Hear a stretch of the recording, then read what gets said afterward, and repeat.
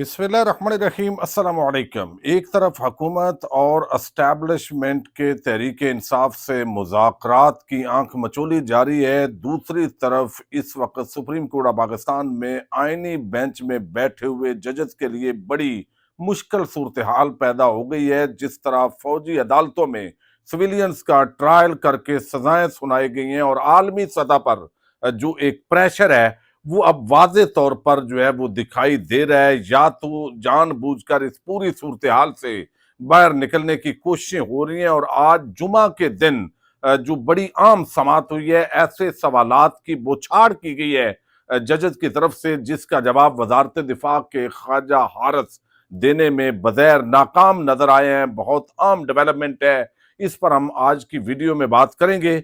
दूसरी तरफ आपको इल्म है कि इस वक्त जो हुकूमत है इसको कठपुतली हुकूमत कहा जाता है, चूंकि फार्म 47 के जरिए एक जाली किस्म के मैंडेट बना के जबरदस्ती इक्तदार पर कब्जा किया गया है।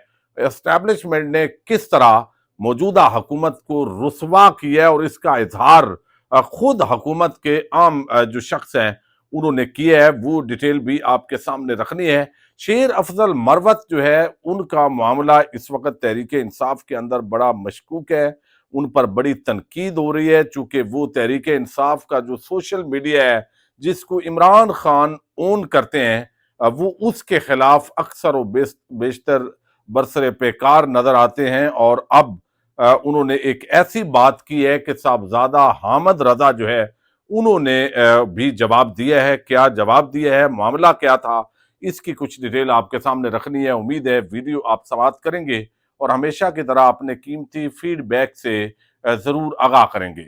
शेर अफजल मरवत जो है उन्होंने तहरीक इंसाफ के अंदर बड़ा नाम बनाया है, मुख्तसर वक्त के अंदर जो है वो बड़े मकबूल हुए। इलेक्शन से पहले खैबर पख्तूनख्वा के अंदर मुख्तलिफ इजला में उन्होंने जलसे जुलूस किए, उससे उनको पॉपुलैरिटी मिली और एक अच्छा इमेज जो है वो तहरीक इंसाफ के अंदर उनका डेवलप हुआ। लेकिन बाद अज़ां तहरीक इंसाफ के सोशल मीडिया के मुकाबले में उन्होंने एक अपना सोशल मीडिया खड़ा करने की कोशिश की और फिर जो है वो इमरान खान के जो मामलात हैं उन पर भी कुछ ऐसी उन्होंने गुफ्तगू की कि उस पर पार्टी के अंदर शकूक व शुबहात का इजहार किया गया और सरेआम जो पार्टी पॉलिसी है उससे हटकर अब वो मुख्तलिफ रहनुमाओं को तनकीद का निशाना बनाते हैं। सलमान अकरम राजा, उन पर उन्होंने जो है वो कल तनकीद की, चूंकि 2 दिन पहले उन्होंने कहा जो बयान शेर अफजल मरवत ने दिया था उसकी मुखालफत करके उन्होंने बताया था सलमान अकरम राजा ने कि मेरा नहीं ख्याल कि शेर अफजल मरवत साहब को इस तरह का बयान देना चाहिए। इस पर जो मरवत साहब हैं उन्होंने कहा कि ये तो हमारा सेक्रेटरी जनरल ही नहीं है, इसका तो कोई नोटिफिकेशन ही नहीं है, ये तो कहीं पे इलेक्ट ही नहीं हुआ।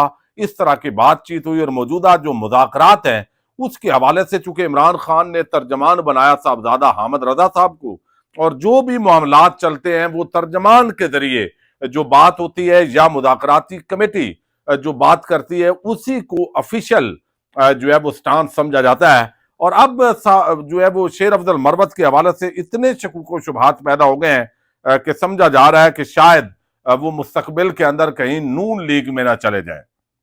लेकिन मेरा ख्याल है ये उनके लिए आसान नहीं है और शायद ये उन पर इल्जाम हो। लेकिन साहबजादा हामिद रजा ने कहा है कि इमरान खान साहब की वाज़ेह हदायत मौसूल हुई कि 9 मई और 26 नवंबर के हवाले से अगर कमीशन नहीं बनते तो तीसरी नशिस्त के बाद मुज़ाकराती टीम मजीद किसी नशिस्त में शरीक नहीं होगी। सलमान अकरम राजा सेक्रेटरी जनरल पाकिस्तान तहरीक इंसाफ ने मुज़ाकरात के हवाले से सही पोजीशन बयान की है। इमरान खान साहब की वाज़ेह हदायत हैं कि मुज़ाकराती अमल के हवाले से मुज़ाकराती कमेटी के सरबरा, तर्जमान और मुज़ाकराती कमेटी के अरकान के अलावा कोई भी शख्स पॉलिसी स्टेटमेंट जारी नहीं कर सकता। लिहाजा शेर अफजल मरवत या कोई भी और शख्स मुज़ाकरात के हवाले से बयान जारी करने का मजाज नहीं है और ना ही उनके बयान की पॉलिसी स्टेटमेंट समझा जाए। मुज़ाकराती कमेटी के हवाले से एक बात वादे कर दूं कि हम अपने शोहदा, जख्मियों और मिसिंग पर्सन के हवाले से कोई कंप्रोमाइज करेंगे और ना ही कमेटी का खेल खेला जाएगा। तो ये बात उन्होंने बड़ी जो है वो वजाहत की है। चूंकि मरवत साहब जो है उनको लगता है बहुत सारे लोगों की तरह कि शायद जो सोशल मीडिया है उस पर एस्टैब्लिशमेंट पर और हुकूमत पर तनकीद होती है तो इस वजह से मामलात आगे नहीं बढ़ रहे, जबकि ये मामला नहीं है। या तो दूसरी तरफ से जो है वो एक ने तो सिर्फ चीखना चिल्लाना है ना, जिनके बंदे जेल के अंदर हैं, नाजायज मुकदमात, बोगस मुकदमात, وہ تو چیخیں چلائیں گے صرف، مینڈیٹ ان کا ڈاکہ ڈال کے ملک پہ قبضہ کیا گیا ہے۔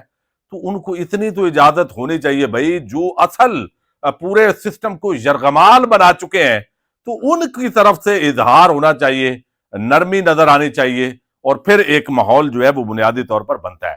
اب نون لیگ کی ٹوٹل جو اوقات ہے وہ یہ ہے کہ مذاکراتی جو کمیٹی ہے اس نے کہا وزارت داخلہ کو کہ بھائی یہ ملاقات کروائیں مذاکراتی کمیٹی کی۔ اب یہ جو نون لیگ کی وہ کمیٹی ہے اس کی طرف سے یہ کہنا کہ ملاقات کروائیں یہ کافی تھا، لیکن ان کو جو ہے وہ اس کی حیثیت یہ ہے کہ اس کو ردی کی ٹوکری میں پھینکا گیا۔ وزارت داخلہ میں کون ہے بھائی؟ محسن نقوی۔ محسن نقوی کیا ہے؟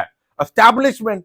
تو بنیادی طور پر نون لیگ کے ان اراکین کے ہوتے ہوئے یہ بات خود جو ہے وہ عرفان صدیقی نے مانی ہے کہ سمجھ نہیں آ رہی کہ ملاقات کروانے میں کیا مذائقہ تھا، ہم نے جب کمیٹی نے یہ کہا ہے تو ملاقات کروا دینی چاہیے تھی۔ اس کے باوجود یہ ملاقات نہیں کروائی گئی اور کہا گیا چونکہ عمران خان نے بڑے سخت بیانات دے دیے ہیں تو اس وجہ سے جو ہے وہ یہ ہوا ہے۔ تو دراصل جو ہے وہ نون لیگ کی اس حکومت کی اور اس کمیٹی کی اوقات دکھائی گئی ہے کہ بھائی یہ اگر کوئی کمٹمنٹ کر بھی لیں گے تو اس کی حیثیت اور وقت یہی ہوگی چونکہ انہوں نے اپنے آقا سے اصل اجازت لینی ہے، پوچھنا ہے، ان کی اپنی کوئی حیثیت اور اوقات جو ہے وہ نہیں ہے۔ تو یہ بہت بڑی اس حکومت کے لیے امبیرسمنٹ ہے، بہت بڑی رسوائی ہے۔ لیکن بہرحال وہ سارے چیزیں جو ہے اس طرف چلے ہیں، اور نون لیگ کی پالیسی جو نجم سیٹھی ہے ان کی یہ بات بڑی وزنی ہے کہ انہوں نے پالیسی یہ رکھی ہوئی ہے کہ بھائی کچھ لوگوں نے پی ٹی آئی کو جو ہے وہ لتاڑ کے رکھنا ہے اور کچھ نے کہنا ہے نہیں مذاکرات ہونے چاہیے، اور اس کمیٹی کے کھیل کے اندر دراصل جو ہے وہ یہ سارا الجھانے کی جو کوششیں ہیں وہ ہو رہی ہیں۔ اب فوجی عدالتوں کے اندر جو سویلینز کے ٹرائل کا معاملہ ہے یہ بڑا جو ہے وہ سنگین ہوتا جا رہا ہے۔ جو ججز ہیں ان سے یہ امید نہیں تھی، چونکہ آئینی بینچ کے ججز کو بھی کٹ پتلی سمجھا جا رہا تھا۔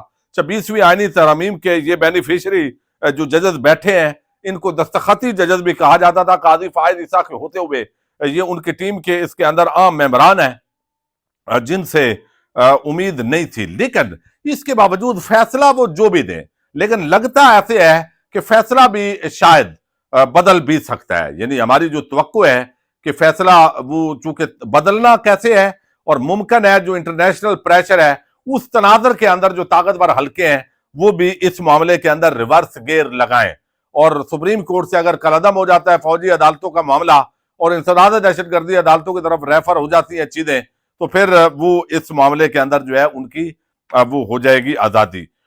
اب یہاں پہ وہ کہتے ہیں جاہد صاحب مندوخیل صاحب اور کل حسن رضوی صاحب نے بڑے عام سوالات اٹھائے ہیں۔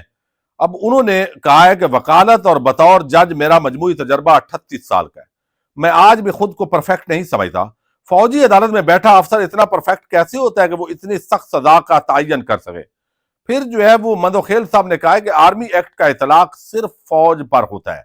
جسٹس مسرت ہلالی نے ریمارکس دیے کہ میری معلومات کے مطابق کیس کوئی اور سنتا ہے اور سزا جزا کا فیصلہ کمانڈنگ افسر کرتا ہے۔ جس نے مقدمہ سنا ہی نہیں وہ سزا جزا کا فیصلہ کیسے کر سکتا ہے؟ یعنی آپ اندازہ کریں کہ ایسا قانون ہے جو اتنا خفیہ ہے، ٹرائل اتنا خفیہ ہے کہ سپریم کورٹ کے ججز کو بھی نہیں پتا، وہ کہتے ہیں میرا خیال ہے کہ ایسا ہوتا ہے۔ تو وہاں پہ کیا انصاف ہونا ہے جہاں نہ سول سوسائٹی جا سکتی ہے نہ میڈیا جا سکتا ہے؟ یہی اصل جو سب سے بڑا سوال ہے اس پر اٹھتا ہے۔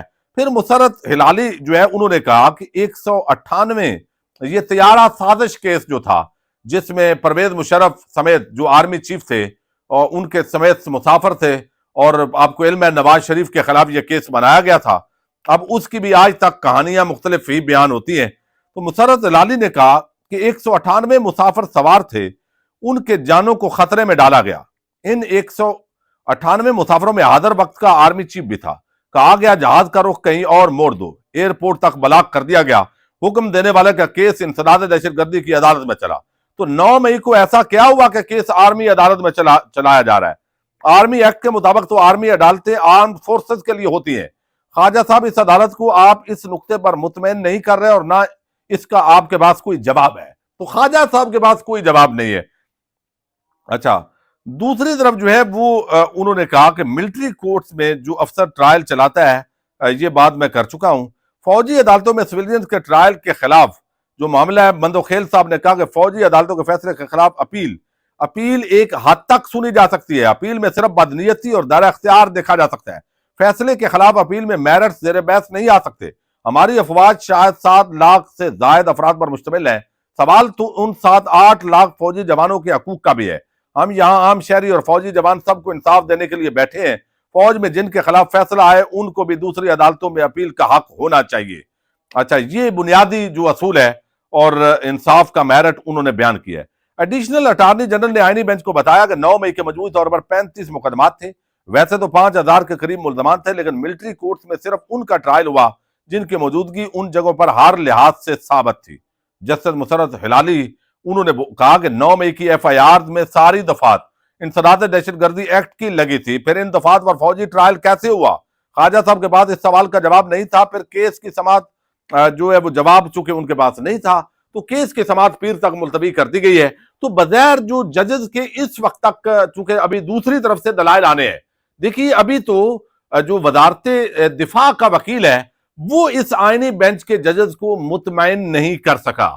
اب پتہ نہیں، اگر ویسے ہی وہ جواب تو نہیں آیا، لیکن اس کے باوجود اگر ججز فیصلہ کوئی ایسے ہی دے دیں کہ بھئی یہ ٹھیک ہے فوجی عدالت اب چونکہ ہو گیا ہے تو یہ بھی اور گول مول کریں تو وہ علیحدہ معاملہ ہے، لیکن دوسری طرف سے ابھی دلائل آنے ہیں اور ججز کو یہ ادراک ہے کہ ایک طرف انٹرنیشنل پریشر ہے اور دوسری طرف جو ہے وہ پاکستان کی عوام بھی یہ سارا کچھ دیکھ رہی ہے، وکلاء، سول سوسائٹی یہ سمجھتی ہے کہ یہ آئینی بینچ اس ملک کی عوام کو انصاف نہیں دے گا۔ تو یہ سارا جو پریشر ہے، اب یہ لازمی بات ہے اگر ان کو زیادہ زور دیا گیا تو جس مقصد کے لیے یہ آئینی بینچ بنایا گیا ہے تو شاید وہ پورا کرنے کے لیے ججز دے سکتے ہیں، لیکن اگر ان کو تھوڑا سا کھلا چھوڑا گیا، آزادی دی گئی تو پھر آئین اور قانون کے مطابق بھی فیصلہ آ سکتا ہے۔ تو عمران خان کا جو موقف ہے دن بدن، آج جیسے جمعہ کا دن ان کے لیے اس حوالے سے مبارک ہے کہ ان کا جو موقف ہے وہ ہر دن کے اندر جو ہے وہ آنے والے دن کے اندر روز روشن کی طرح عیاں ہوتا جا رہا ہے کہ کیسے مقدمات بنائے گئے، کیسے ٹرائل کیے جا رہے ہیں، کیسے یہ سارا کچھ معاملہ کیا جا رہا ہے، اور اس سے نظام انصاف جو ہے وہ تباہ و برباد کر کے رکھ دیا گیا ہے۔ دیکھتے ہیں اب اس کیس کا الٹیمیٹ جو فیصلہ ہے وہ کیا آتا ہے۔ پاکستان زندہ باد۔